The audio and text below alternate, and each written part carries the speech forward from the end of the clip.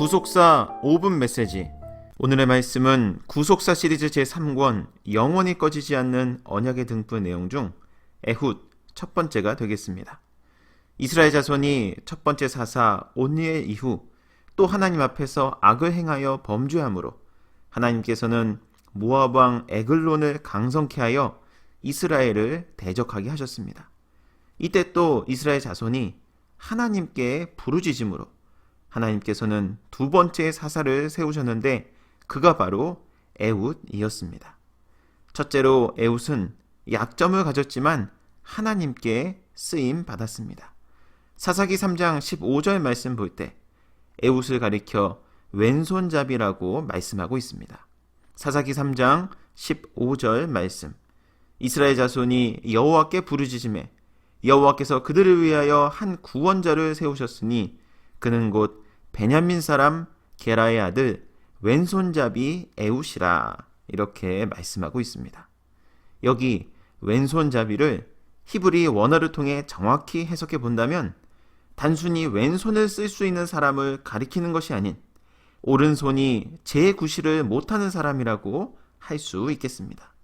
그런데 여러분, 성경은 에훗이 오른손을 잘 쓰지 못한다는 사실을 가리켜 그것이 에훗에게 큰 약점이었다고 설명하고 있습니다. 왜냐하면 에훗은 이스라엘 12지파 가운데 베냐민 지파 사람이었기 때문입니다. 여러분, 베냐민의 이름의 뜻은 무엇입니까? 베냐민은 오른손의 아들이라는 뜻입니다. 따라서 에훗은 다른 지파도 아닌 베냐민 지파에 속해 있다는 사실 하나만으로 오른손을 잘 사용해야만 했습니다. 그런데 에훗은 왼손잡이, 아니 오른손이 제9시를 잘 못하는 사람이었으니 이 얼마나 치명적인 약점을 가진 것이었습니까? 그러나 놀랍게도 하나님은 베냐민 지파에 있는 수많은 사람들 가운데, 다시 말해 오른손이 정상인 수많은 사람들 가운데 오히려 오른손을 제대로 쓰지 못하는 에훗을 사용하셨다는 사실입니다. 그렇다면 왜 하나님께서는 오른손을 제대로 쓰지 못하는 에훗을 사용하신 것입니까? 그 이유는 그가 하나님과 연합된 자였기 때문입니다. 에훗의 이름의 뜻은 강한 결합, 연합이 되겠습니다. 따라서 에훗은 오른손을 잘 쓰지 못한다는 큰 약점을 가지고 있었지만 하나님과 늘 연합된 삶을 살았기에 하나님으로부터 쓰임 받을 수 있었던 것입니다.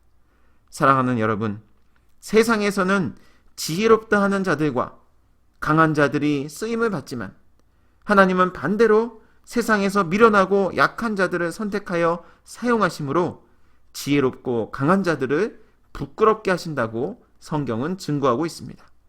고린도전서 1장 27절에서 29절 말씀 볼 때 하나님께서 세상에 미련한 것들을 택하사 지혜 있는 자들을 부끄럽게 하려 하시고 세상에 약한 것들을 택하사 강한 것들을 부끄럽게 하려 하시며 하나님께서 세상에 천한 것들과 멸시받는 것들과 없는 것들을 택하사 있는 것들을 폐하려 하시나니 이는 아무 육체라도 하나님 앞에서 자랑하지 못하게 하려 하심이라, 이렇게 말씀하고 있습니다.